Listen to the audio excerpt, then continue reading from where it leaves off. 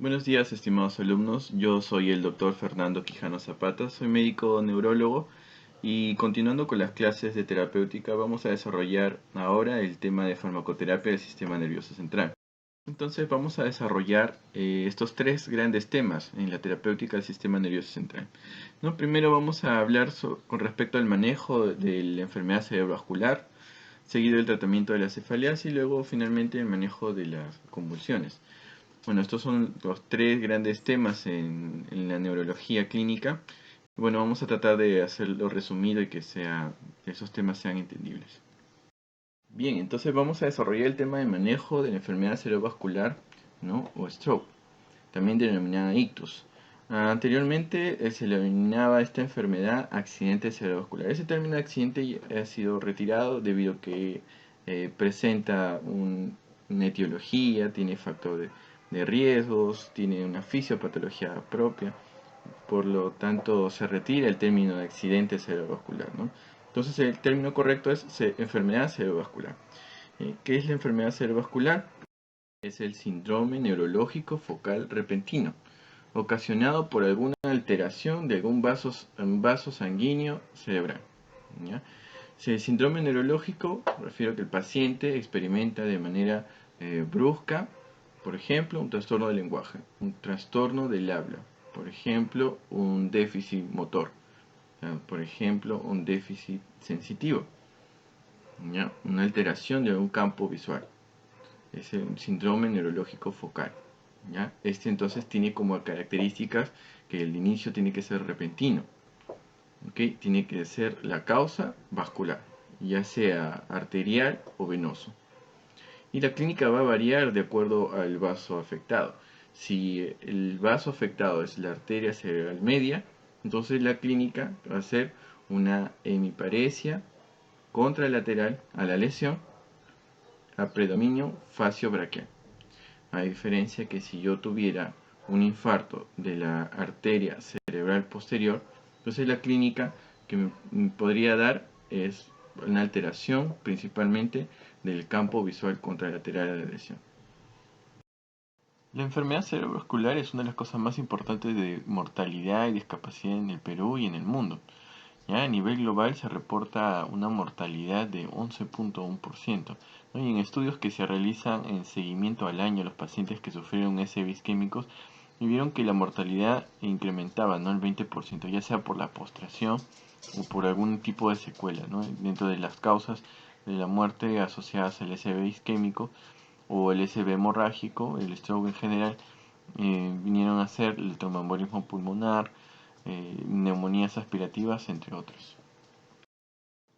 Bien, les presento una lámina tomada del grupo Stroke, en el cual presenta un estudio, el cual se ha hecho en el Perú, en el cual se registra la tendencia a la mortalidad en enfermedad cerebrovascular de los años 2005 a 2015, ¿no? Aquí se presenta 47.956 muertes por ictus, ya sea isquémico, hemorrágico, ¿no? Y lo que se ve es la tendencia a la afectación a los adultos mayores, ¿no? El 72.8% de los adultos mayores o más de 60 años fueron los que presentaron el evento cerebrovascular, ¿no? Entonces aquí, bueno, ya se conoce, ¿no? Que uno de los factores de riesgo para la enfermedad cerebrovascular pues es la edad.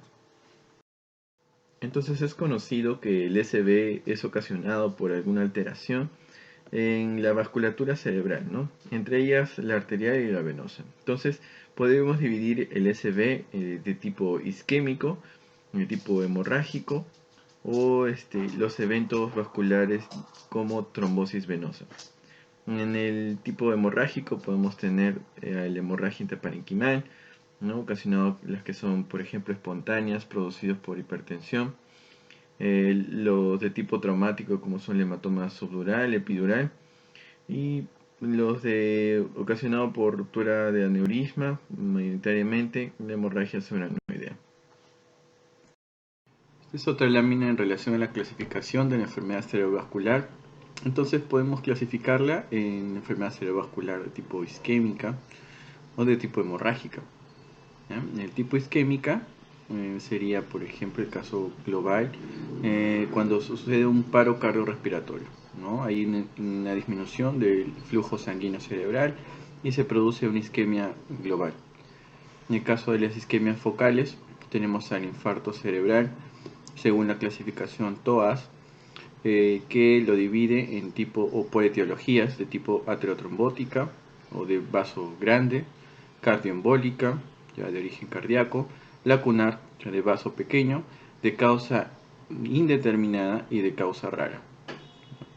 El otro tipo focal son los AIT, que son los trastornos isquémicos transitorios. Son infartos o síndromes focales neurológicos que presentan una resolución de los síntomas hasta antes de las 24 horas. En el caso de la enfermedad cerebrovascular de tipo hemorrágica, tenemos las que son las hemorragias sonoideas, la hemorragia intracraneal de tipo parenquimatosa, que según la localización puede ser lobar, profunda o subcortical, de troncoencefálica, cerebelosa o inclusive también ventricular, ¿no? Pero hay casos en los cuales hay hemorragias intracraneales parenquimal con irrupción ventricular, o sea, una mezcla de ambas. Entonces comencemos desarrollando la enfermedad cerebrovascular de tipo isquémica. También llamada ictus isquémico, se define como la obstrucción ocasionada por la obstrucción de un vaso arterial cerebral que predispone o que presenta como sintomatología un síndrome neurológico focal, ¿no? Recordemos que esta enfermedad es una de las principales causas de ictus. Representa el 75% de los ictus, a diferencia de la hemorragia que representa el 20% y el 5% lo presentan las trombosis venosas. Bien, la enfermedad cerebrovascular presenta algunos factores de riesgo. Entre las no modificables tenemos la edad. ¿No? Habíamos presentado que los pacientes mayores de 60 años pueden tener un riesgo de sufrir infarto cerebral independientemente a que este paciente presente algún otro antecedente.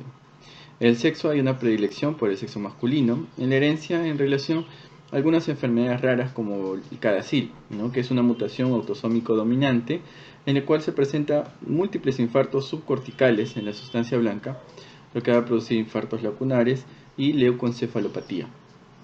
¿Ya? En relación a la raza, porque en la raza negra hay una predisposición a sufrir hipertensión arterial y sobre todo la hipertensión arterial no controlada o de difícil control.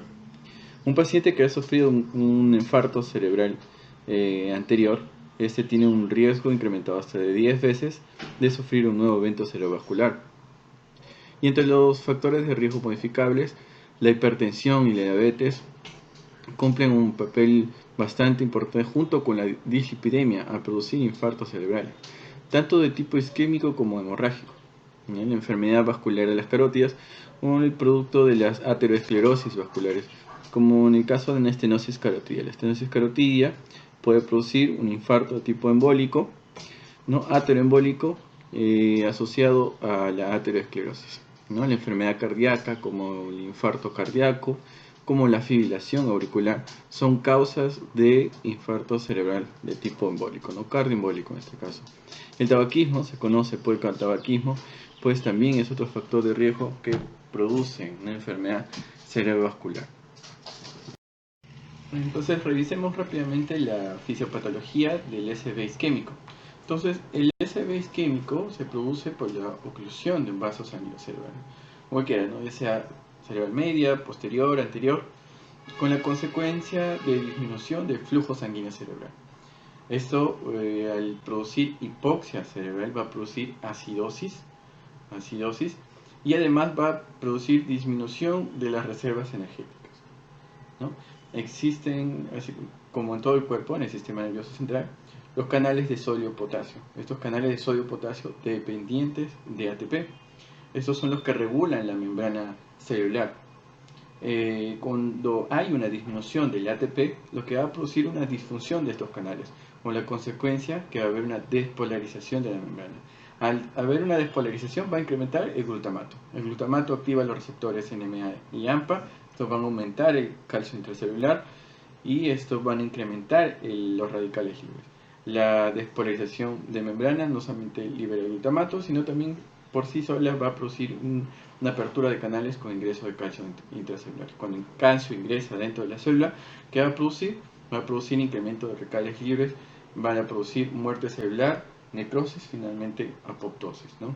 Entonces depende del grado de obstrucción o grado de disminución del flujo sanguíneo cerebral.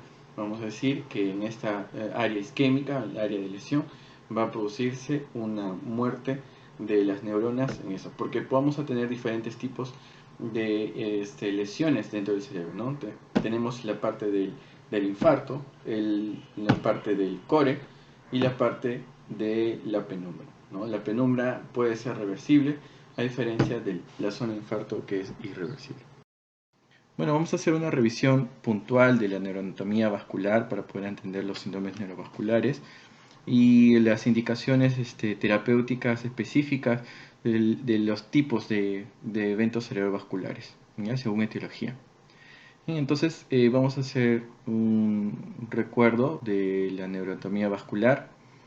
Bien, el flujo sanguíneo cerebral está dado por dos territorios, el territorio anterior y el territorio posterior. El territorio anterior está en relación al territorio carotidio y el territorio posterior de las vertebrales o la basilar. ¿Okay? El flujo que se otorga a través del territorio anterior representa el de 75 y 80%, a diferencia del posterior que representa entre el 20 y 25%. El territorio anterior está formado por las arterias carótidas, como acabo de indicar, ¿no? Entonces, recordar rápido, entonces tenemos la aorta con el tronco brachiocefálico. Aquí van a ser la carótida común forma la carótida externa, también la carótida interna. Ese es el territorio anterior, como he explicado.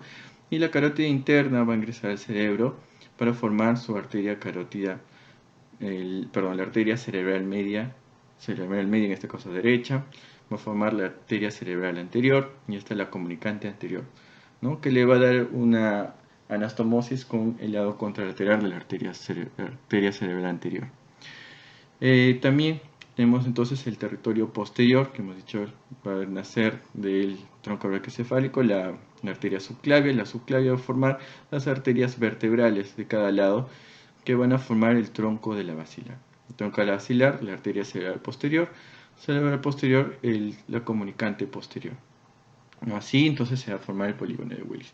Esto es importante para saber, ¿no?, los síndromes neurovasculares. Bien, esta imagen es para representar la lesión específica de la arteria, ¿ya?, en relación a su imagen de resonancia magnética. Ejemplo, la arteria carótida interna. La carótida interna, y miren su representación, ¿no?, su lesión. ¿Qué pasa si se tapa la arteria carótida interna? Miren la lesión. He dicho que la carótida interna es responsable de la irrigación del territorio anterior. El territorio anterior, pues, va a afectar, como he dicho, es responsable del flujo del 75-80%. Entonces, prácticamente compromete casi todo el hemisferio. ¿Ya? Rama de la carótida interna, la arteria cerebral media, con su segmento M1, o sea, más proximal. El segmento M1 se va a tapar y va a presentar esta imagen en resonancia, ¿ya?, en la cual vemos una lesión que va del territorio profundo hasta el territorio superficial. ¿Ya? Va a afectar parte de la región frontal, parte de la región parietal y temporal. ¿Ya? A diferencia si el émbolo viaja y se va a una porción más distal, ¿no?, en las porciones más distales, pues la afectación es menor. ¿Ya? Otra arteria importante, la arteria cerebral anterior, ¿no? Vemos aquí, arteria cerebral anterior, y su lesión se va a representar, ¿no?, en la porción de la región frontal central, ¿no?, frontocentral, o paramediana, frontal paramediana. ¿Okay? Bien, mira, la rama de la arteria cerebral anterior, la recurrente de Hübner. Bueno, esta arteria, si se lesiona, va a producir una hemiparesia, una disartria contralateral. Esa es la clínica. Ahora, las ramas más profundas de la arteria cerebral media, como las lentículos estriadas. Esas son una de las arterias que se afectan bastante en los que son los infartos lacunarios, ¿no? Va a ser si afecta a la cápsula interna, vamos a tener un problema de una hemiparesia proporcional contralateral a la lesión, ¿no? La arteria coroidea anterior, ¿no? Rama de la arteria cerebral media. En esta arteria, lo que se va a afectar y que vamos a tener como clínica es una hemiparesia contralateral, afectación sensitiva contralateral, y además vamos a tener un trastorno visual, una cuadrantenopsia. Aquí la arteria cerebral posterior, vemos, mira la distribución de la arteria cerebral posterior. Vamos seleccionar. La afectación es a nivel occipital, ¿no? Occipital paramediano. La clínica específicamente o más frecuentemente va a ser una hemenopsia contralateral, o sea, el trastorno visual contralateral. ¿Okay? Tenemos aquí la arteria de Percheron. Esta arteria de Percheron, bueno, clínicamente va a dar va a estar en la imagen se va a ver una doble lesión bilateral, ¿no? En la región talámica. Esa clínicamente se va a evidenciar como un trastorno a nivel sensitivo, y que en el tálamo pasan las vías sensitivas. ¿Okay? La arteria cerebelosa anterior, perdón, arteria cerebelosa superior, ¿no? Que va a afectar al lóbulo del cerebelo, que la clínica va a ser una dismetría, discronometría ipsilateral, ¿no? Las arterias perforantes de la basilar, con su lesión paramediana pontina, ¿no? La arteria espinal anterior va a producir una alteración a nivel sensitivo, motor de la médula espinal. La arteria cerebrosa posterior inferior, que va a producir un síndrome específico. El síndrome específico que va a producir se llama el síndrome de Wallenberg, ¿no? Es un síndrome alterno que más adelante vamos a desarrollar. Y finalmente la arteria cerebelosa anterior inferior, ¿no? También va a presentar la clínica de un síndrome cerebeloso ipsilateral. Aquí en esta lámina vemos la correspondencia de los territorios vasculares, ¿no? Con su localización anatómica, ¿no? Entonces vemos aquí a la arteria cerebral media, ¿no? Cerebral media de color amarillo. Este es el territorio de la arteria cerebral media, ¿no? Aquí también la rama profunda de la arteria cerebral media también corresponde a esto. ¿Okay? El color amarillo, naranjado, arteria cerebral media. Rojo, la arteria cerebral anterior. ¿No? Arteria cerebral anterior, mira, frontal medial, ¿no? Como ya hemos dicho, frontal medial, frontal medial, frontal medial. La clínica es una hiparesia predominio crural en miembros inferiores. ¿Y qué más? Puede haber un síndrome prefrontal, ¿no? Porque justo irriga la región frontal, ¿no? Síndrome prefrontal que se caracteriza con problemas de la disejecutivos, o sea, de planeación. Arteria cerebral posterior de color verde, ¿no? La región occipital, ¿no? Cerebral posterior, también riega el tronco encefálico cerebral posterior, inclusive el tálamo, ¿ya?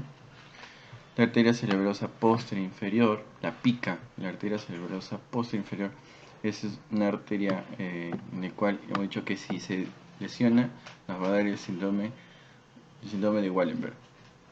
Cerebrosa superior, ¿no? Que nos va a dar la clínica de dismetría, discronometría ipsilateral de la lesión. La cerebrosa anterior también nos da una clínica de dismetría, discronometría ipsilateral a la lesión. Aquí en esta lámina, para recordar el homúnculo motor, el homúnculo de Penfield, ¿no? Que la distribución somatotópica cortical, ya tanto sensitivo como motor. ¿Ya? Entonces el homúnculo motor tiene esta distribución. Tiene el miembro inferior, los miembros inferiores que reposan en el cuerpo galloso y se distribuyen alrededor de la corteza. vemos que la distribución no es uniforme. ¿Ya? Cuanto mayor funcionalidad es más la distribución cortical. ¿Ya? Por ejemplo, la cara y el miembro superior, sobre todo el pulgar, pues tienen mayor distribución cortical. Y eso debido a la mayor funcionalidad. A diferencia del miembro inferior, ¿no? Que tiene menor distribución cortical. Y esto me sirve básicamente para diferenciar clínicamente dónde está localizado la lesión. ¿No? Por ejemplo, tenemos un paciente que me viene con una hemiparesia, debilidad de mi cuerpo a predominio crural, ¿ya? Además con función disejecutiva, un síndrome frontal. Entonces, ¿qué tenemos? Que este es el territorio de la arteria cerebral anterior, ¿no? Entonces, ¿por qué? El territorio de la arteria cerebral anterior, su distribución es a nivel frontomedial. El ser frontomedial, el lugar afectado es a predominio de miembro inferior, ¿no? Puede haber paresia de miembro superior, básicamente por el edema, ¿no? Una lesión isquémica, por ejemplo.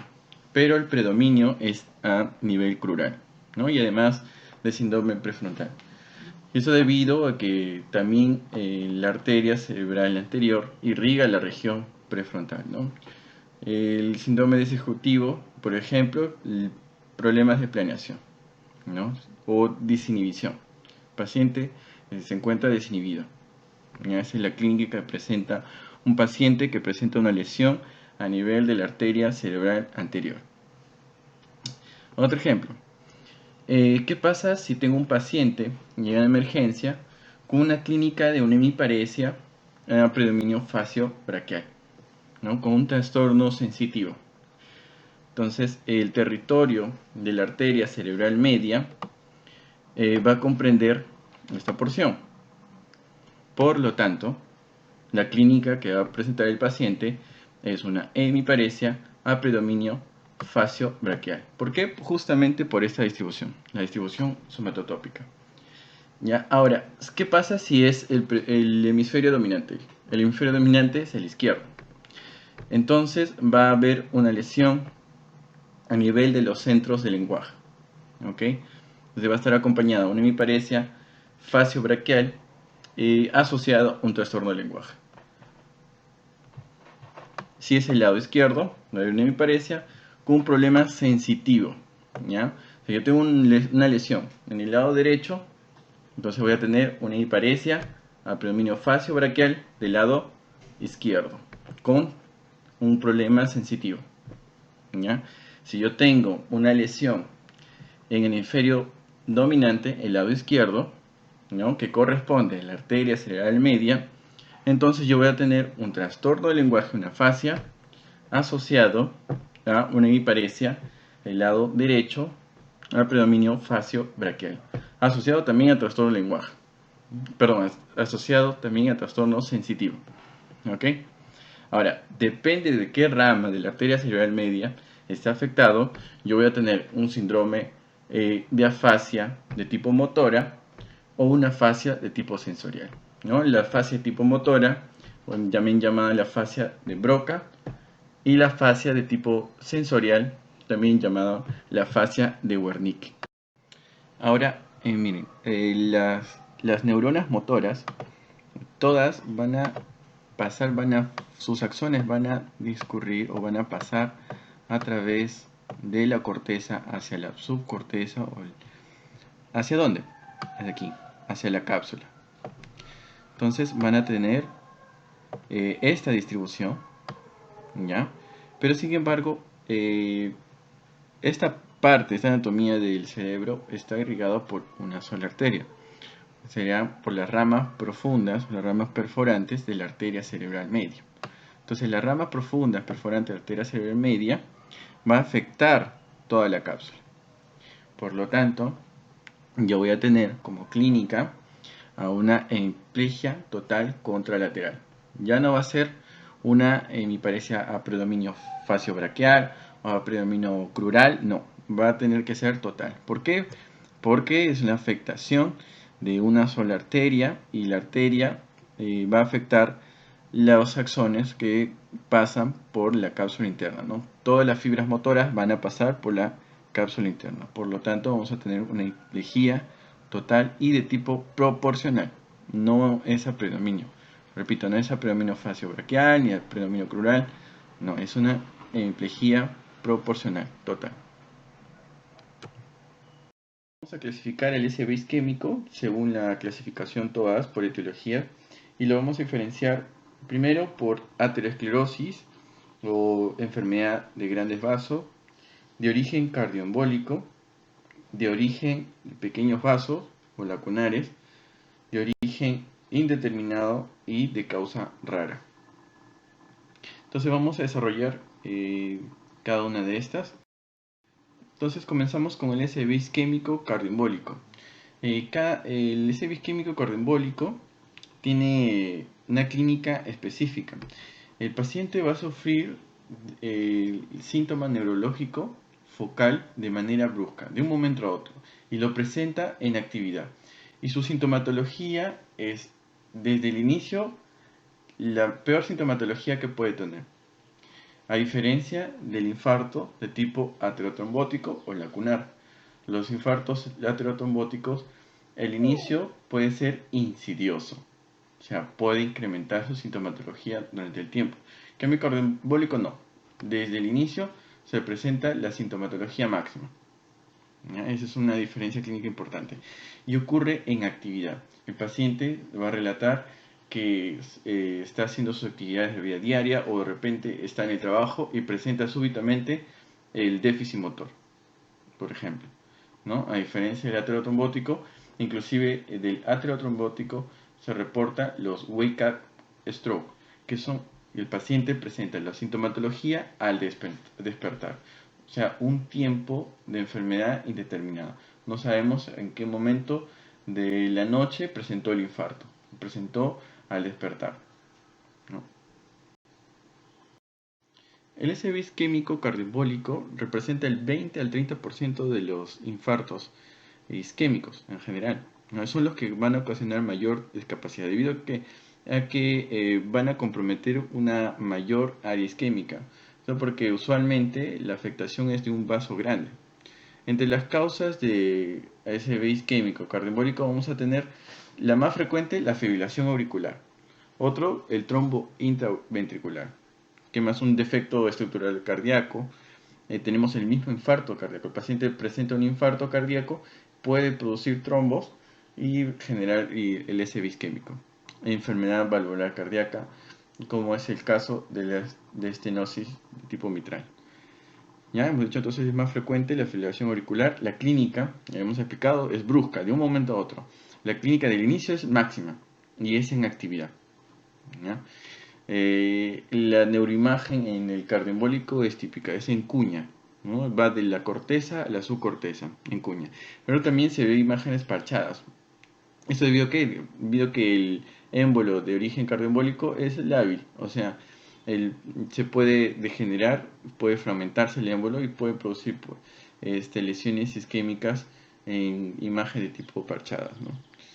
Es de todos los eventos cerebrovasculares, es el que más riesgo tiene para hacer transformación hemorrágica, ¿no? Este es un concepto. La transformación hemorrágica es aquella que se produce luego de una isquemia.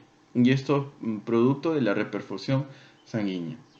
¿Ya? Esto entonces se va a producir en mayor frecuencia en los infartos cardioembólicos. ¿Cómo diagnosticamos? Lo primero, más rápido, es una tomografía cerebral, ¿no? La resonancia también está indicada, pero bueno, no, a veces pues en los hospitales no contamos rápidamente con una resonancia, ¿no? Cabe mencionar que la resonancia es más sensible en infartos de fosa posterior. La tomografía inclusive no se puede llegar no verse un infarto de fosa posterior. ¿Ya? Entonces, ¿qué más? Tenemos que descartar que este sea un émbolo de origen intracraneal, ¿no? Extracraneal, por eso se hace estudios de Doppler intracraneal o se hace tomografía o angiotomografías, ¿no? Los estudios de base, ¿no? A descartar hipercoagulabilidad, se pide un perfil tiroideo porque el paciente con hipertiroidismo puede hacer una taquicardia y esto puede generar émbolos. y no necesariamente de origen cardioembólico, ¿no? Sino en realidad el origen fue pues el trastorno de la tiroides. Uno de los estudios importantes para descubrir la etiología cardioembólica pues, es el ecocardio, ¿no? Para ver la estructura, el tamaño de la aurícula, si hay trombos intramurales. ¿Ya? Y el más sensible para los tipos foramen oval es el ET, ¿no? La ecografía transesofágica es el indicado. Se ha visto casos en los cuales se produce el infarto cardioembólico debido a este foramen oval permeable. O sea, el foramen oval permeable se puede encontrar en la población general. Tiene que sumarse el foramen oval permeable a una trombosis en miembros inferiores, ¿no?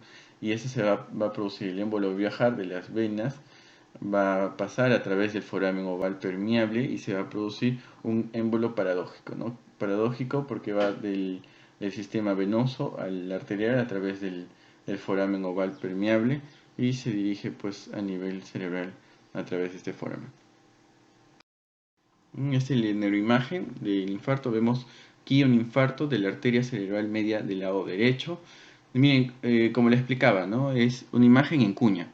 Es una cuña que va de la corteza a la subcorteza, ¿no? Ha cogido una arteria principal, la arteria cerebral media, la parte proximal de la arteria y el área del infarto es extensa, ¿no? Inclusive tenemos signos de edema cerebral con desplazamiento de la línea media.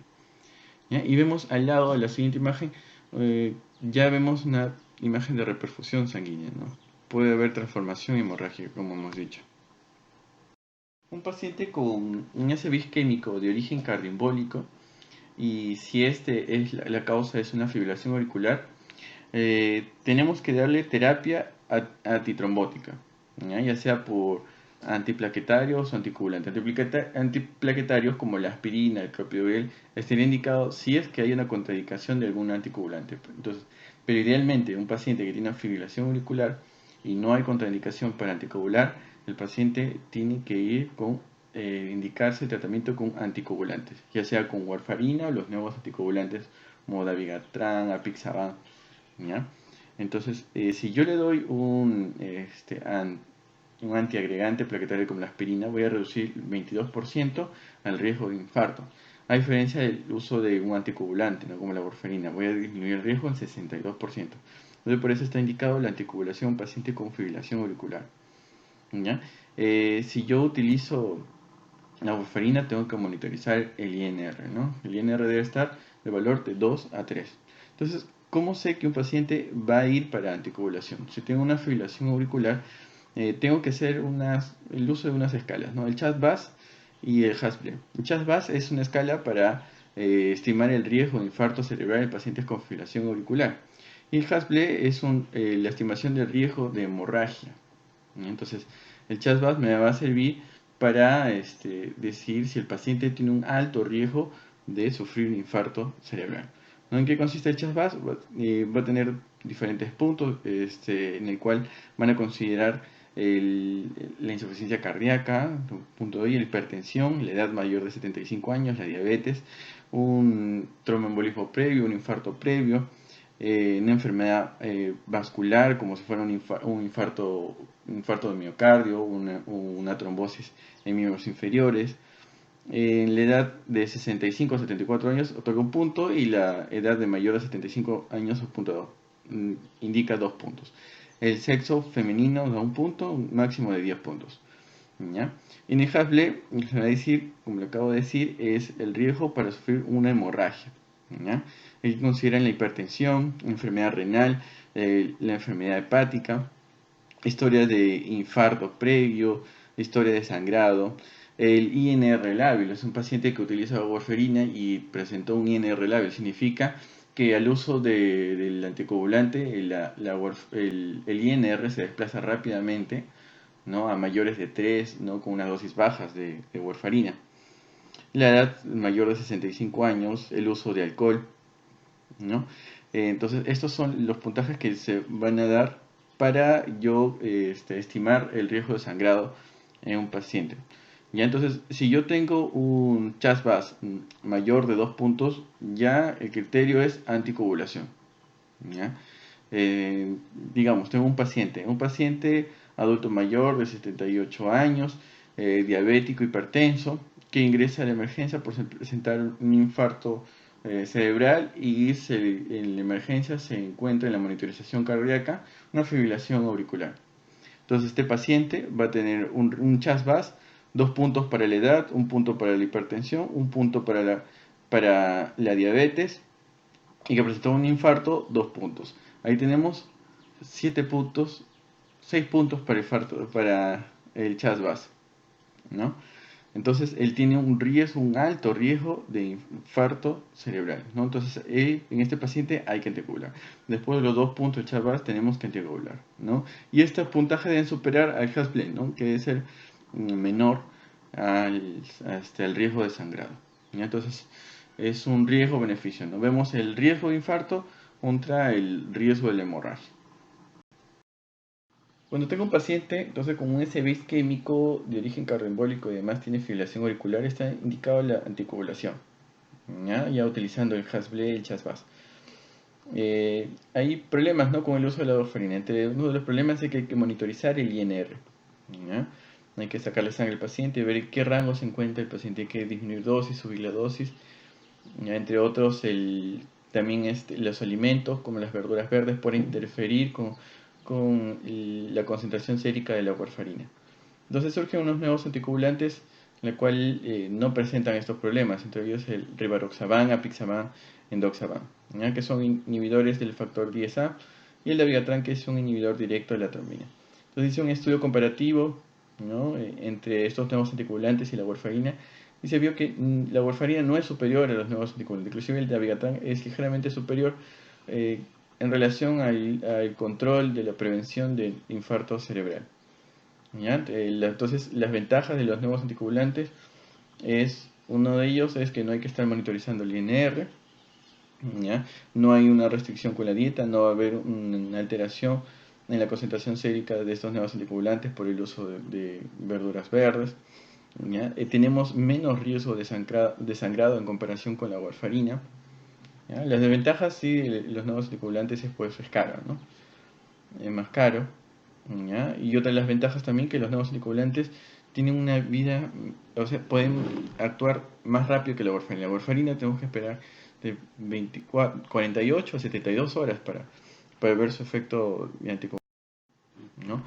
Aquí entonces la comparación, ¿no?, un cuadro de comparación entre los nuevos anticoagulantes y la warfarina, ¿no? Y vemos la dosis de la warfarina ser variable, ¿ya? Lo que sí tenemos, no, no tenemos antagonistas, ¿no?, agentes que van a revertir el efecto de anticoagulación en rivaroxaban, apixaban y endoxaban, ¿no? Dabigatran sí tenemos, eh, pero sin embargo los otros anticoagulantes no. ¿Ya? La warfarina sí tenemos, que es la vitamina K. ¿Ya? Y acá, como habíamos indicado, es más rápido, actúan más rápido los nuevos anticoagulantes, a diferencia de la warfarina, que puede demorarse hasta 72 horas. Entonces, ¿cuándo voy a iniciar la anticoagulación luego de un evento cerebrovascular isquémico? O se le puede iniciar la anticoagulación ni bien presente el infarto. No se puede iniciar la anticoagulación ni bien presente el infarto, debido a que puedo producir un riesgo a sangrado o transformación hemorrágica de la zona isquémica. Entonces, tenemos que esperar aproximadamente 2 semanas el inicio de la anticoagulación. Eso también depende del área de extensión, ¿ya? Si tengo una área de extensión de más de 2/3 del área comprometida, o sea, la isquemia mayor de 2/3 del área, por ejemplo, que compromete la arteria cerebral media, entonces tengo que esperar entre 2 a 4 semanas más. Cuando tengo mayor o alto riesgo, tengo que esperar más tiempo para iniciar la anticoagulación, ¿no? Un paciente que tiene la hipertensión arterial no controlada, ¿ya?, o de difícil control, tengo que esperar, porque la hipertensión también es otro factor de transformación hemorrágica. Según entonces la clasificación TOAS, otra etiología del infarto isquémico, el SB isquémico, es la enfermedad de grandes vasos o la aterosclerosis oclusiva de grandes vasos. ¿Ya? Esta enfermedad La clínica, como lo hemos mencionado antes, es insidiosa. Inclusive se puede presentar el wake-up stroke.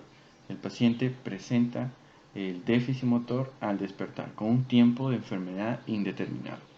¿Ya? Es insidioso.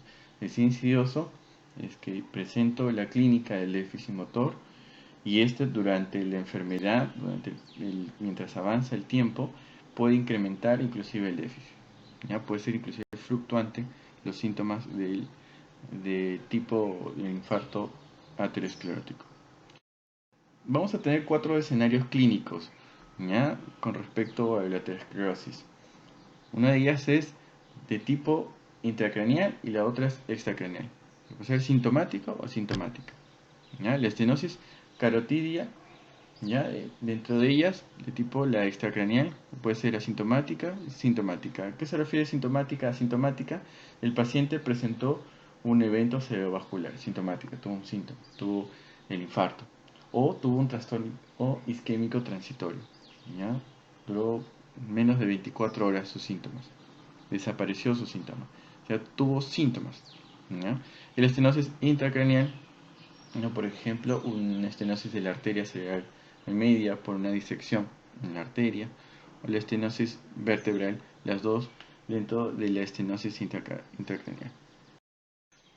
Entonces, en todas estas vamos a hablar del tratamiento de factores de riesgo vascular.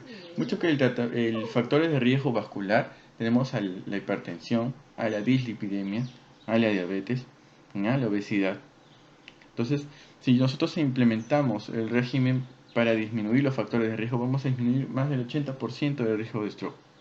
¿Ya? Ahora, ¿qué puedo utilizar en estos pacientes para prevenir el infarto?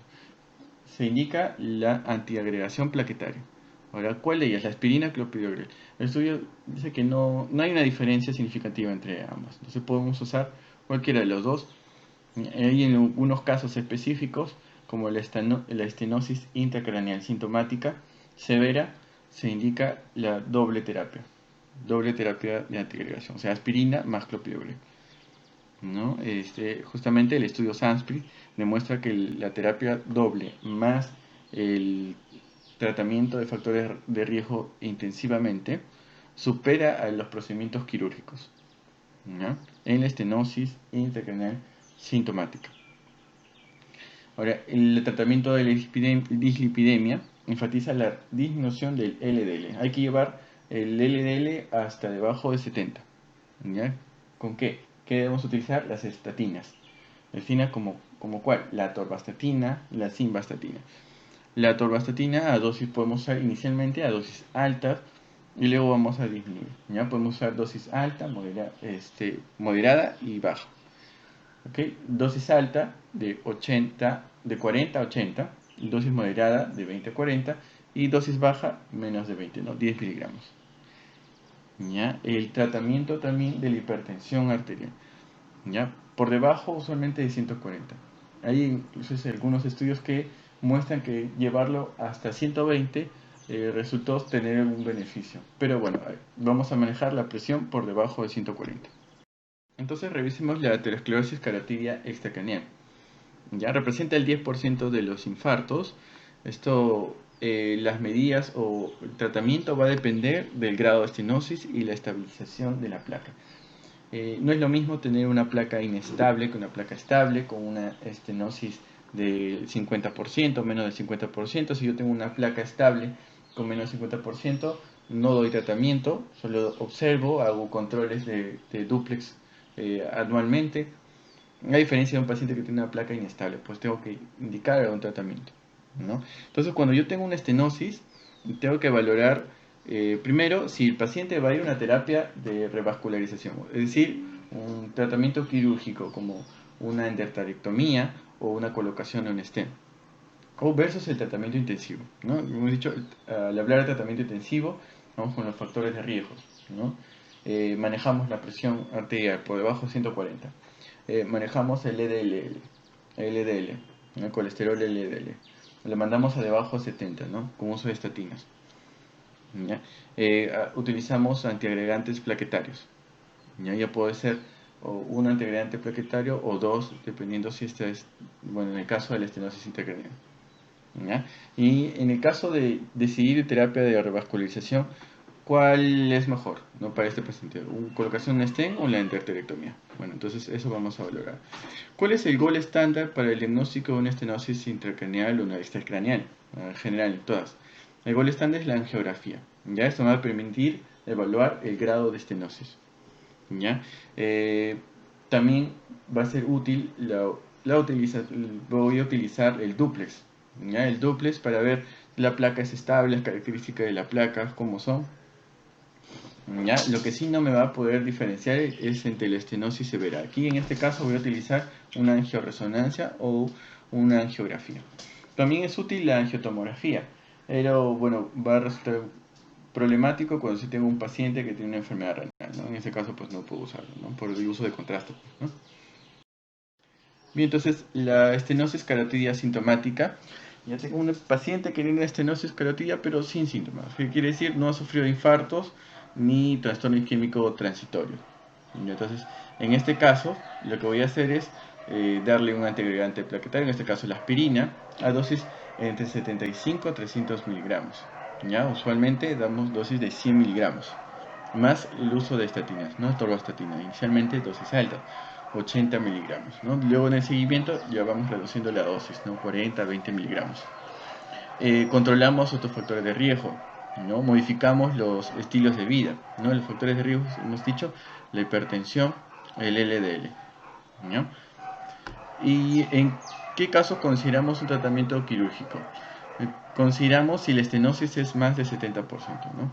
Ahí podemos usar la endarterectomía. La endarterectomía es el procedimiento quirúrgico en el cual va a retirar la placa ateromatosa. ¿Ya? En el caso que presente una estenosis 50% es carotidia sintomática extracraneal, solamente hago controles de Doppler carotidio anuales. Entonces, tenemos ahora la estenosis carotidia sintomática. ¿Ya? Si tengo un paciente que ha sido sintomático, o sea, ha sufrido infarto o ha sufrido un trastorno isquémico transitorio hace 6 meses y tengo una estenosis carotidia severa del 70 al 99%, la endarterectomía está recomendada. ¿Ya? La endarterectomía en relación al stent va mejor, consideramos la edad. Ya si un paciente es un adulto mayor, preferimos la endarterectomía a la colocación de stent. La colocación de stent más en pacientes jóvenes. Si tengo una estenosis moderada, podemos ir, como les dije, dependiendo de la edad, ¿no? A la endarterectomía. Si el paciente joven, podemos hacer una colocación de stent. Ya, entonces tenemos la colocación de stent es una alternativa a la endarterectomía cuando la estenosis es más del 70%. ¿Okay? La edad para pensar más en endarterectomía que el stent es pacientes más de 70 años. ¿Y qué hacemos con una aterosclerosis intracraneal? Una estenosis intracraneal. Ya hemos dicho, depende del grado de estenosis, ¿no? Si tenemos una estenosis del 70 al 99%, esto lo demuestra en el estudio SAMPRINCE, que la terapia combinada con aspirina y clopidogrel a dosis 325 a 75 miligramos durante 90 días, además de control médico intensivo de la presión, del LDL y modificaciones de estilo de vida, esto va a ser superior al tratamiento quirúrgico. ¿Ya? Va a presentar una menor mortalidad en los pacientes que se someten al tratamiento médico intensivo. ¿Ya? Además de la modificación también de la presión, ¿no? Llevar la presión arterial sistólica a menos de 140. En el caso de que tenga una estenosis de 50%, no está recomendado la utilización de angioplastía ni stent. No, aquí solamente utilizamos terapia médica intensiva, pero solamente con un antiagregante, no doble antiagregante. Ya sea aspirina o clopidogrel. En la estenosis sintomática vertebral, arterias vertebrales, entonces aquí vamos a enfatizar el tratamiento preventivo, el tratamiento con antiagregantes plaquetarios, ¿no? La aspirina, a dosis de 100 miligramos, control de la presión arterial, disminución de la lipidemia y los estilos de vida. El tratamiento endovascular en colocación de stent no se recomienda en la primera instancia. Se puede pensar cuando tengo paciente que es sintomático, que sufre infartos a repetición o TIAs a repetición y el tratamiento médico no nos ha ayudado. Y entonces vamos al otro tipo de enfermedad isquémica. Una enfermedad cerebrovascular isquémica es de pequeño vaso. Ya hablamos del infarto lacunar. ¿Ya? El infarto lacunar se va a producir por el estrechamiento gradual de las arterias perforantes. ¿Dónde tenemos arterias perforantes? La arteria cerebral media del territorio profundo, ¿no? Aquí tenemos arterias perforantes. ¿Dónde más? En el tronco de la basilar hay perforantes. ¿Ya? Entonces vamos a ver que en la neuroimagen va a cumplir unos criterios para pensar que yo tengo un infarto lacunar. Dentro de ellas es que el tamaño debe ser 15 milímetros en una tomografía y 20 milímetros en una resonancia. Vamos a tener algunos síndromes específicos, las más frecuentes, hay más, pero los más frecuentes. Entre ellos el síndrome motor puro, sensitivo motor, disartria mano torpe, ataxia hemiparesia, todos estos evidenciados clínicamente, ¿no? Si yo tengo un síndrome motor puro, voy a pensar que el infarto lacunar se encuentra en la cápsula interna, ¿no? El brazo posterior. Puede ser también en la protuberancia, en el mesencéfalo, en la corona radial, o sea, donde pasa la vía piramidal. ¿Ya? El síndrome sensitivo puro, región talámica. ¿Ya? Si tengo sensitivo motor, puedo pensar tálamo y cápsula interna. Y esa mano torpe en la región de la protuberancia o en la rodilla de la cápsula interna. La ataxia hemiparesia en el brazo posterior de la cápsula interna y la protuberancia baja. Entonces, y otra de las características del infarto lacunar es que es un tipo de ictus menor. ¿Ya? Puede llegar a ser menor también, o puede ser mayor de 4 puntos en el NIS. Hablamos de ictus menor, aquel infarto que nos cataloga el NIS en 4 puntos. ¿Ya? El NIS, que lo vamos a revisar más adelante, es una escala de evaluación de infarto cerebral, en el cual va a tener varios ítems, ¿ya? Que usualmente evalúan el territorio carotidio y que nos dice que 4 puntos es un ictus de bajo grado o un ictus menor. ¿Ya? En este caso se hizo un estudio en ictus menor o en trastorno isquémico transitorio. Se vio que el uso del doble antiagregación con clopidogrel y aspirina redujo más el riesgo de infarto en comparación de solamente el uso de aspirina. ¿Ya? Un 8.2% en comparado con 11.7%. ¿Ya? Estos siempre y cuando el paciente venga dentro de las 24 horas. ¿No? Si tengo un paciente que ingresa a emergencia con una evaluación NIS de 3 puntos o 4 puntos y llegó a las 8 horas de enfermedad, pues yo le puedo iniciar una terapia con doble antiagregación, ¿no? Aspirina con clopidogrel, además de las estatinas. ¿Ya? Y eso, la doble integración por 21 días y luego continúo con clopidogrel hasta completar 90 días. ¿Y qué hacemos cuando llega un paciente a emergencia y llega un tiempo de enfermedad corto? ¿No? La terapia es distinta, ¿ya? Y utilizamos otro tipo de manejo, ¿ya? Aquí tenemos la guía de la AJA de 2018, en el cual nos indica qué hacer el tratamiento temprano a un paciente que sufre un infarto cerebral tipo agudo. Cualquier sea la etiología, ya sea cardioembólico, aterotrombótico, lacunar, ¿ya? Siempre y cuando el NIS sea superior de 4 puntos. ¿Qué hacer? Entonces, primero se recomienda pues realizar una evaluación rápida en emergencia, ¿ya? Y lo ideal es que el paciente vaya a un tratamiento fibrinolítico antes de los 60 minutos. Antes de la hora de haber llegado a la emergencia, el paciente debe iniciar el tratamiento fibrinolítico. ¿Qué es el tratamiento fibrinolítico? Es el uso del RTPA, en este caso el Elteplase, lo que tenemos aquí en el Perú, para disolver el coágulo que está produciendo la obstrucción. ¿Ya?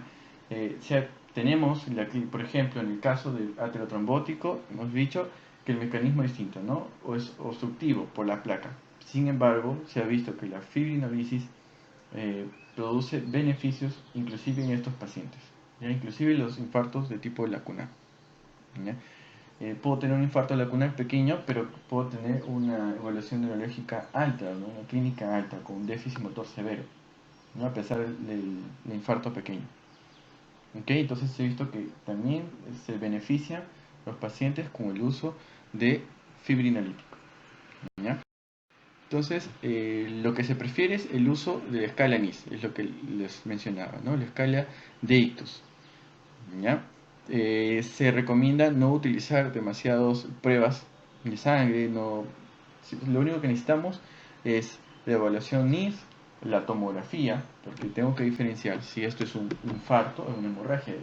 No se puede distinguir clínicamente el infarto y la hemorragia. No tenemos algunas sugerencias, ¿sí? Por ejemplo, la cefalea no va con infartos, ¿ya? La hemorragia sí, la cefalea va con hemorragia, ¿ya?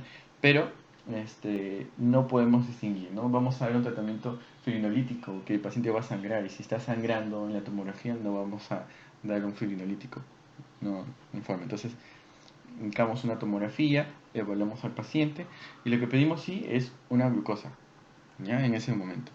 ¿Por qué? Porque tanto la hipoglicemia como la hiperglicemia me puede producir un síndrome que se llama stroke-like, o sea, parecido, ¿no?, al infarto, ¿no? Empieza a focalizar el paciente, ¿ya? Y le voy a dar un fibrinolítico, no, ¿ya? Entonces utilizamos el RTPA por vía endovenosa. Activa el código ictus y lo que hacemos primero, que llega la emergencia, hacemos la escala de evaluación NIS. Entonces, ¿qué es la escala de evaluación NIS? Es una escala clínica en la cual tiene 11 puntos, cual yo voy a evaluar a mi paciente. Usualmente esta escala evalúa lo que es el territorio anterior, es el territorio carotidio, ¿ya? El primer punto va a tener el 1A, el 1B, el 1C. El 1A, el nivel de conciencia, ¿no? El paciente está alerta, somnoliento, obnubilado o en coma, ¿no? Se deberá catalogar 0, 1, 2, 3 puntos. Voy a hacerle unas preguntas. ¿En qué mes vivimos? ¿Qué edad tiene? Para ver si el paciente tiene conciencia, ¿ya? Voy a ver si el paciente obedece órdenes. Si le digo cierra los ojos, abre los ojos, abre las manos, cierra las manos, ya le otorgo su puntaje. La mirada conjugada, hacia dónde se desvía la mirada, ya, si el paciente puede conjugar la mirada. Los campos visuales, evaluó si hay hemenopsia homónima, cuadrantanopsia o ceguera bilateral, ¿ya? Evaluó la parálisis facial, si este es periférica, si este es central, ¿ya? La fuerza muscular de miembros superiores, miembros inferiores, la ataxia de extremidades, la sensibilidad, el lenguaje, si encuentra una fascia leve, moderada, severa o una fascia global. También el trastorno de la disartria, el trastorno del habla. Hay que evaluar el trastorno del habla, si este es leve, moderado, severo, una anartria, inclusive, ¿no? Y la extinción y negligencia, ¿no? El paciente no puede distinguir entre la derecha e izquierda, no, no percibe un lado del hemisferio, ya sea el lado izquierdo o el lado derecho, no lo percibe, ¿no? La extinción o la negligencia. Entonces la escala NIS, nuevamente, es la escala recomendada para que un paciente vaya a terapia fibrinolítica y de trombólisis. El puntaje debe ser mayor de 4, o sea, no un ictus menor, ¿ya? Un ictus menor, mucho, le podemos dar terapia de doble antiagregación plaquetaria, ¿no? Clopidogrel más aspirina, ¿ya? Más de 4 puntos, si llega dentro de las 4 horas y media, le damos trombólisis, ¿ya? Endovenosa, ¿ya? Y para evitar el riesgo de sangrado, si es muy severo, o sea, más de 25 puntos, ya no damos trombólisis. Antes de iniciar la trombólisis, se recomienda el solicitar la tomografía cerebral sin contraste o en caso se disponga la resonancia magnética. ¿Para qué? Para descartar la hemorragia intracraneal, ¿ya? Es un criterio absoluto, con una contraindicación absoluta, la hemorragia intracraneal, ¿no? La terapia fibrinolítica intravenosa idealmente está indicado en infartos con signos de infarto temprano, ¿no? Como son el borramiento de los surcos, las surcos y cisuras, la mala diferenciación córtico-subcortical, el signo de la cuerda, ¿no? El borramiento insular. Todos estos signos neuroradiológicos indican que este paciente es candidato a la terapia de fibrinólisis. Los criterios de inclusión para la terapia con el RTPA: primero, el paciente tiene que tener un síndrome neurológico focal, ¿ya?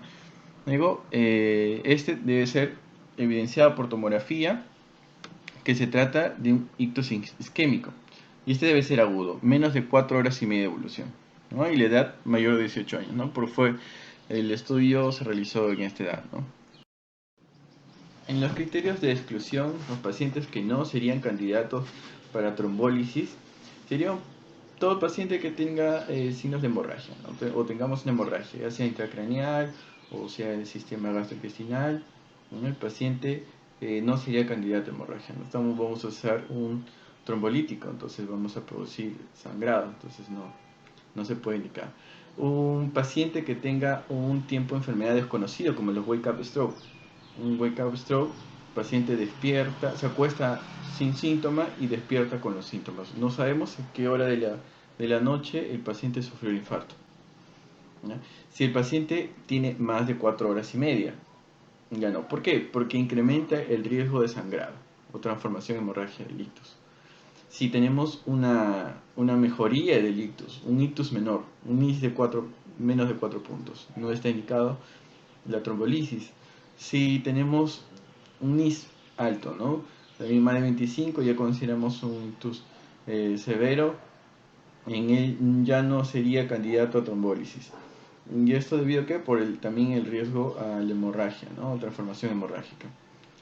El uso de un anticoagulante, ¿no? 48 horas previas o 12 horas previas si tenemos utilizamos una heparina de bajo peso molecular, ¿ya? En todo caso, si utilizamos un anticoagulante, tenemos que solicitar un perfil de coagulación, ¿no? Si tenemos el TPTA incrementado, el INR incrementado, ni hablar, ¿no? 1.7 por encima del INR, no podemos realizar la trombolisis. También trastorno de coagulación por plaquetopenia, menos de 100.000, está contraindicado la trombolisis. La glucosa por debajo de 50 y por encima de 400 no, porque nos da un ictus-like. También, si tenemos la presión, no podemos iniciar la trombolisis si el paciente presenta una presión arterial sistólica por encima de 185, una presión arterial diastólica por encima de 105. No, tenemos que bajar la presión. Entonces es una contraindicación relativa, ¿no? Porque se puede bajar. Utilizamos generalmente la betalol, ¿no? Como le había comentado, el INR por encima de 1.7 ya no indicaríamos la trombolisis. No signo de sangrado reciente, evidentemente. El HCA, obviamente, es una hemorragia, ¿no? Historia de neoplasias, ¿no? O cirugía intracraneal previa, ¿no? Como le habíamos indicado ya. Entonces, en el soporte general, ¿no? Lo que debemos hacer es neuroprotección secundaria. Entonces, uno de los puntos para ver la neuroprotección secundaria es la vía aérea, ¿no? Ver qué tanto de trastorno de conciencia tiene el paciente, si él tiene criterios para intubación, para mejorar la oxigenación cerebral. Idealmente se debe mantener una saturación de oxígeno por encima de 94. Hay que evitar la hipertermia, ¿ya? Hay que darle antipiréticos si el paciente tiene la temperatura más de 38 grados. Si está con hipovolemia, hay que corregir la hipovolemia con solución salina.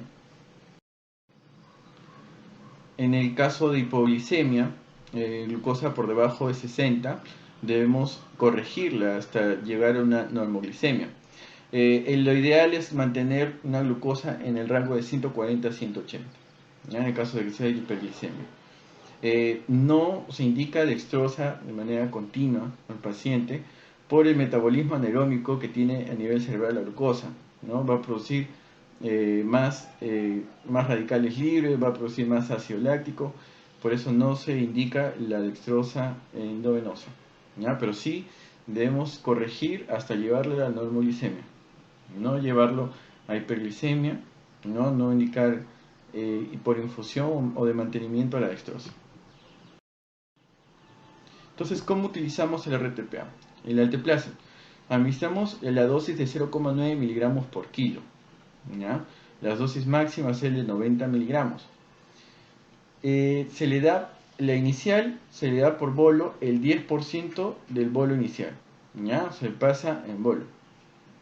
¿Okay? El 10% se le pasa inicialmente. Lo restante, el 90% de la dosis total, se va a mantener por infusión continua durante una hora, ¿ya?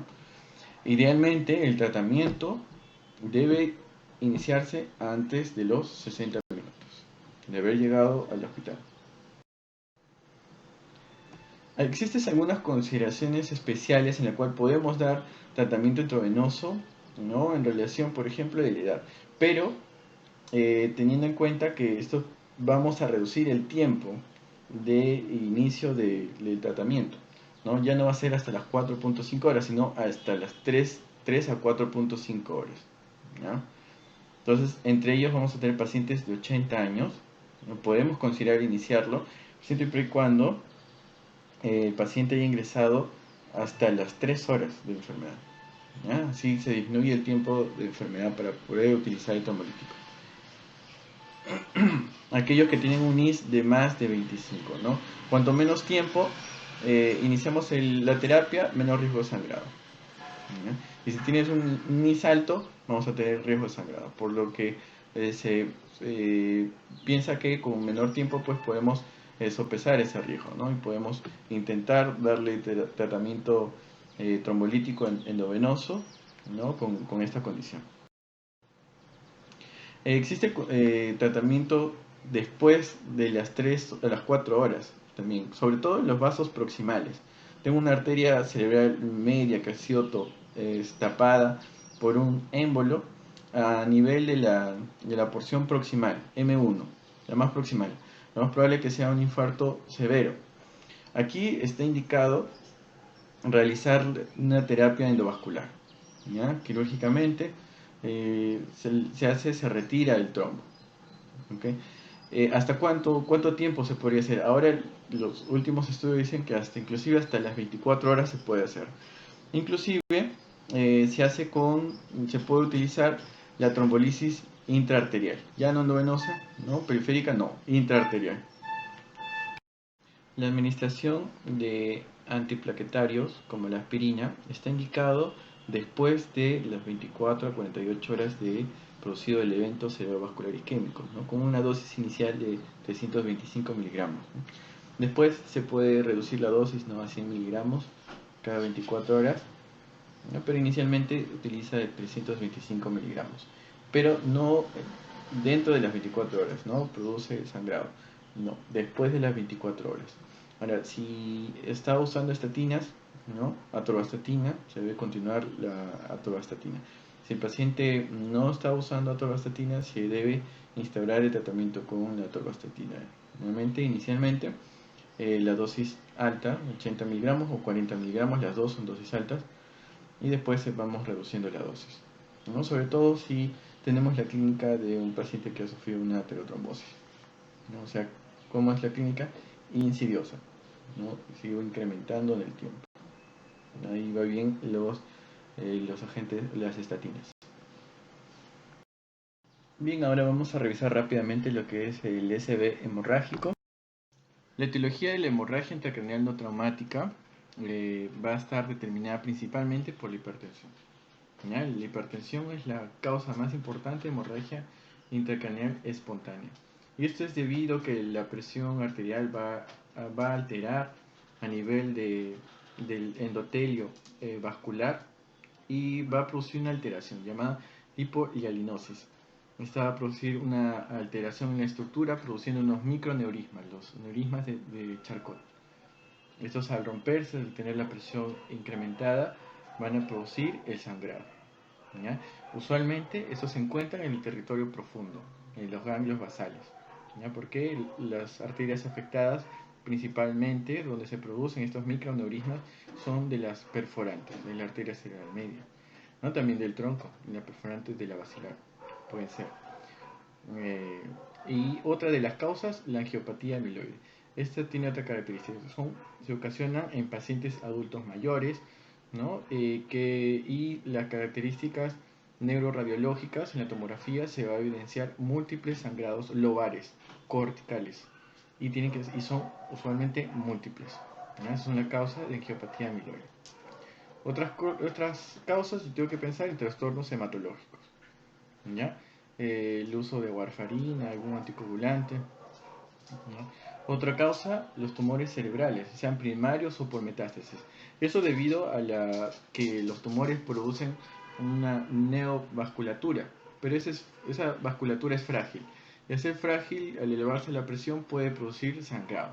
¿Ya? Entonces los tumores cerebrales también pueden sangrar, ya sean primarios o de tipo secundarios como las metastásicas.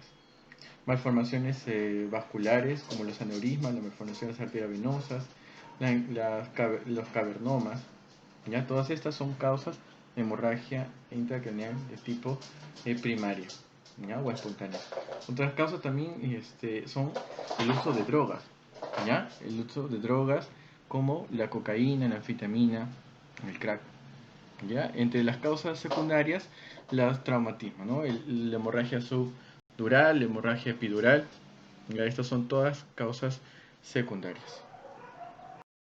¿Cómo se produce la hemorragia intracraneal de etiología no traumática por hipertensión arterial? Bueno, como le había comentado, la hipertensión arterial va a afectar las arterias más pequeñas, las arteriolas penetrantes, ¿ya? Localizadas en el territorio profundo.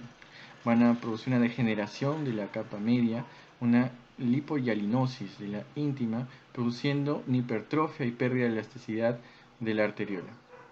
Van a generar microaneurismas. Estos van a ser frágiles para su ruptura. Entonces se van a romper y van a producir la hemorragia intracraneal. Recordar entonces la de causa hipertensiva, la hemorragia intracraneal espontánea de causa hipertensiva, son localizados en el territorio profundo, en los ganglios basales. Donde es más frecuente es en el tálamo. En el tálamo es donde más se produce este tipo de hemorragias. Y como está cerca de los ventrículos, pueden producir irrupción ventricular. Son de las hemorragias que producen más irrupción ventricular. No, en el manejo inicial de la hemorragia intracraneal, lo primero que tenemos que considerar es ver el grado de trastorno de conciencia, ¿no? Si el paciente necesita protección de la vía aérea. Después evaluamos lo que es el diagnóstico rápido a través de una tomografía cerebral sin contraste. Vemos el tipo de hemorragia que tiene, la cantidad de hemorragia, si tiene criterios o no criterios para cirugía, o requiere monitorización, neuroprotección secundaria, manejo de la presión. Si la presión está por encima de 140, hay que bajarlo. Interact 2, el estudio de Interact 2 nos demuestra que bajar la presión por debajo, intensivamente por debajo de 140, la sistólica puede producir algún tipo de beneficio, ¿no? Si bien es cierto, no mejora la mortalidad, pero sí produce algún beneficio, ¿ya? Entonces, y tenemos que evaluar si el paciente, la causa de la hemorragia, ¿no? La causa ha sido hipertensiva, fue una angiopatía amiloide, fue un trastorno de coagulación, fue un tumor sangrante. Hay que determinar la etiología de ese. Bien, aquí vemos diferentes tomografías de hemorragias intracraneales. ¿Ya? Entonces, la primera imagen representa una hemorragia intracraneal en el territorio profundo, ¿no? O sea, localizado en los ganglios basales. ¿Okay? Me hace sospechar que la causa de esta hemorragia puede ser hipertensiva, ¿no? Hemos dicho que estas pueden ser irrupción ventricular. ¿Ven? El ventrículo está lleno de sangre. ¿Okay? La segunda imagen también, ¿no? Una hemorragia profunda, un territorio profundo, ¿no? Con irrupción ventricular. Se va hacia los ventrículos. ¿Ya? Aquí en la imagen C, ¿no? Vemos una hemorragia lobar temporal izquierda. Esta imagen podría corresponderse, bueno, pueden ser diferentes cosas, ¿no? Una de ellas puede ser un tumor sangrante. El tumor pegado a las meninges se llama meningioma. ¿Este puede sangrar? Sí, podría sangrar. Otra etiología, al ser lobar, podría ser una angiopatía amiloide, ¿no? Pero usualmente tendría que ver los otros cortes, ¿no? Porque usualmente es múltiple. Usualmente. También puede ser única, también. pero usualmente es múltiple. ¿Ya? Y aquí son hemorragias, el territorio de fosa posterior. ¿Ya? Fosa posterior, en el cerebelo, ¿no? La hemorragia, que mira cómo está comprimiendo el cuarto ventrículo. Este paciente va a ser hidrocefalia. ¿Ya? Este paciente es candidato a cirugía. Este paciente cerró el cuarto ventrículo, ya no hay ventrículo. El paciente tiene que ir a cirugía. ¿Ya? Y entonces, ¿cómo medimos el volumen de la hemorragia intracraneal? Medimos el largo, trazamos una línea perpendicular y multiplicamos estos dos por el número de cortes. Lo dividimos entre 2. Dependiendo del tipo, el tamaño del corte, podemos dividirlo entre 4. Si es 10 milímetros, entre 4. Si no, lo dividimos entre 2. Una evaluación importante en la hemorragia intracraneal es el HC score. ¿Qué me va a determinar? Me va a determinar el pronóstico del paciente, la mortalidad. ¿Ya? ¿Qué evalúa el HC score? Evalúa el Glasgow, la escala de Glasgow, evalúa la hemorragia intracraneal, evalúa la irrupción ventricular, evalúa si esta es infratentorial, o sea, en fosa posterior, ¿no? Como hay dos imágenes, en el D y en el E, que eran fosa posterior, y la edad, ¿no? Según este score, vamos a ver la mortalidad, ¿ya? A los 3 meses. Entonces, miren, la hemorragia intracraneal, el volumen, más de 30 cc de volumen, incrementa la mortalidad. Si tenemos irrupción ventricular, hemorragia dentro de los ventrículos, incrementa la mortalidad. Si tenemos una hemorragia infratentorial, incrementa la mortalidad. Mayor de 80 años, incrementa la mortalidad. Un aspecto importante en el manejo de la hemorragia intracraneal es el manejo de la hipertensión arterial. ¿Y esto debido a qué? A que nosotros tenemos que mantener una presión de perfusión cerebral adecuada. ¿Y a qué se debe la presión de perfusión cerebral? La presión de perfusión cerebral se debe a la presión arterial media menos la presión intracraneal. ¿Qué pasa si yo tengo una hemorragia?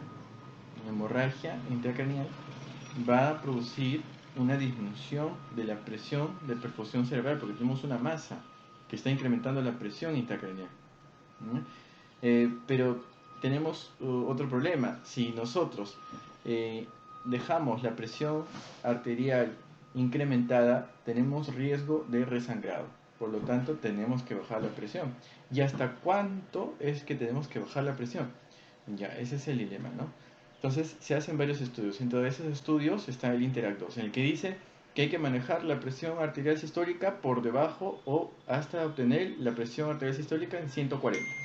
Los más... hay estudios en los cuales dicen que no, que hay que ser más permisivos con respecto a la presión arterial y hay que mantener la presión entre 140 a 180.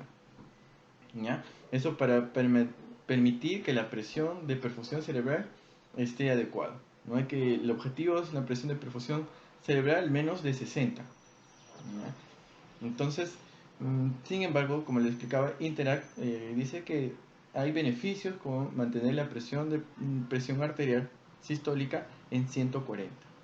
¿Ya? En general, esto no se aplica a todos los pacientes, ¿ya? Debido a que Interact no considera pacientes adultos mayores extremos. Pacientes de 80 años no están considerados dentro de su estudio, entonces no sabemos cómo podría ser extrapolado la presión arterial sistólica. ¿Ya? Entonces, en estos casos manejamos ya la presión arterial sistólica un poco más elevada, ¿ya? Para permitir una presión de perfusión cerebral adecuada. ¿Okay? Y el tratamiento de elección es el abetalol, ¿ya? Recuerden el abetalol. En las emergencias hay nitroglicerina, nitroprusiato, ¿ya? Pero primero el abetalol. Y esto debido a que la nitroglicerina produce un incremento de la presión intracraneal. Entonces no conviene utilizar. Si tengo una masa, una hemorragia grande, más de 30 cc de volumen, y voy a utilizar un fármaco que me va a incrementar la perfusión, me va a incrementar la presión intracraneal, No, yo quiero bajar la presión intracraneal. El problema del paciente es la presión intracraneal incrementada porque me va a disminuir la presión de perfusión cerebral y esto va a producir isquemia. ¿Ya? Entonces, el medicamento de elección en el manejo de la presión va a ser la betalol. Y con respecto, si yo tengo un trastorno de coagulación y encuentro un INR por encima de 1.7, por encima de 2, ¿no? Hay que utilizar ya diferentes fármacos, ¿no? Entre ellos el antídoto de la warfarina, podemos usar la vitamina K. ¿Ya? En caso que no funcione, podemos utilizar el plasma fresco combinado. Cuando consideramos la derivación ventricular externa, ¿ya? Cuando quiero, por ejemplo, medir la presión de perfusión cerebral, cuando es un caso severo, un paciente que tiene un glajo por debajo de 8, ¿ya? Un hematoma con una masa incrementada, cuando hay hidrocefalia. Pero usualmente las hemorragias que hacen irrupción ventricular pueden producir hidrocefalia. ¿Ya? El objetivo va a ser mantener la presión intracraneal por debajo de 20, ¿ya? Y la presión de perfusión cerebral al menos en 60. La cirugía, ¿en qué casos realizan? Tiene que entrar el cirujano. En caso de que sea una hemorragia en fosa posterior, que sea mayor de 3 cc de volumen. ¿Ya? Hay una disminución del estado de conciencia, que haya hidrocefalia, que haya efectos de masa en el tronco. Y en el caso que sea lobar, cuando hay una hemorragia intracraneal más de 30 cc de volumen que produce signos de herniación severa, ¿ya? Con disminución del trastorno de conciencia. Estos son los casos en los cuales el paciente debería ir a cirugía. Bien, y ahora la hemorragia subaracnoidea, ¿no? Es la sangre que discurre en el espacio subaracnoideo, ¿ya? Ocasionado puede ser de tipo traumático y no traumático. No traumático, por ejemplo, la ruptura de un aneurisma. Y traumático, un golpe, un traumatismo craneoencefálico y usualmente producido por la ruptura de venas corticales. Usualmente la causa aneurismática de la hemorragia subaracnoidea la presenta con mayor proporción en la arteria comunicante anterior, un 36%, seguido de la arteria cerebral media con 26%, la comunicante posterior con 18% y finalmente la arteria carótida interna en 10%. ¿Ya? Esto representa el 5% de los eventos cerebrovasculares, ¿ya? Y el 5% de los pacientes terminan falleciendo, ¿no? No solo por la hemorragia, sino también por las complicaciones de la hemorragia cerebral, ¿no? Entre las etiologías de la hemorragia cerebroidal vamos a mencionar la más importante, ya la más frecuente, la malformación vascular, ¿no? De ello, el aneurisma cerebral presenta el 80% de todas las hemorragias cerebroidales, ¿ya? Otra causa, la malformación arteriovenosa, ¿no? Como los cavernomas, las malformaciones vasculares espinales, ¿ya? También otras causas puede ser la vasculopatía, ¿no? Como una alteración de la vasculatura o la estructura vascular de la arterial cerebral, ¿no? Como por ejemplo en la displasia fibromuscular. Tenemos unos factores pronósticos para el HCA, entre ellos tenemos la escala de Haney-Hess, ya que es una escala clínica en la cual vemos del grado 1 al grado 5 y vemos el pronóstico que va a ir bien o va a ir mal el paciente, ¿no? Si tiene una escala de Haney-Hess de 5, pues el pronóstico obviamente es malo, ¿no? El paciente está en coma, ¿no? Entonces la escala Haney-Hess va de la ausencia de síntomas o síntomas leves hasta el coma, ¿no? Otra escala, la escala de Fisher, y esta ya mide por imagen la cantidad de sangre que hay dentro del cerebro, ¿ya? El grado 1, donde no se evidencia sangre, y si no se evidencia sangre, lo que debemos hacer cuando sospechamos de hemorragia subaracnoidea es punción lumbar, ¿ya? En el grado 2 hay una sangre difusa pero fina, en menos de 1 milímetro en las cisternas. En grado 3, el coágulo ya es grueso, más de 1 milímetro en las cisternas. Y grado 4 hay un hematoma intraparenquimal. Además, puede haber una hemorragia intraventricular. Y entonces, las recomendaciones para el diagnóstico, realizar clínicamente, ¿no? La clínica de una hemorragia sonoidea es que el paciente de un momento a otro presenta de manera brusca dolor de cabeza, cefalea intensa. Es una cefalea llamada cefalea de trueno. La cefalea intensa puede estar asociado a náuseas, vómitos, trastorno de conciencia, epilepsia y clínicamente signos meningios. Esa es la clínica. Hay que solicitar una tomografía cerebral sin contraste y en el caso que la tomografía cerebral sea negativa, es necesario realizar un estudio de punción lumbar, ¿no? Para detectar, ¿no?, los hematíes, en busca de hematíes o líquido cefalorraquídeo santocrómico. Bien, y en caso de seguimiento podemos hacer un estudio de ecografía Doppler transcraneal, ¿no? Inclusive nos ayuda para descartar las consecuencias o que puede producir la hemorragia sinovial, que es el vasoespasmo. El vasoespasmo que va a representar una mortalidad bastante alta si es que un paciente presenta esta complicación en la HCA. Entonces, dentro de las recomendaciones del tratamiento para la hemorragia sinovial de tipo aneurismática, va a ser primero la exclusión. Primero hay que excluir si es un aneurisma, si se ha producido, la causa ha sido un aneurisma, ¿ya? Luego hay que reparar el aneurisma, hay que tratar el aneurisma si es que se encuentra. En relación a la prevención del vasoespasmo, que viene a ser una complicación de la hemorragia senoidea, se utiliza un calcio antagonista, el nimodipino, a dosis de 60 miligramos cada 4 horas por 21 días.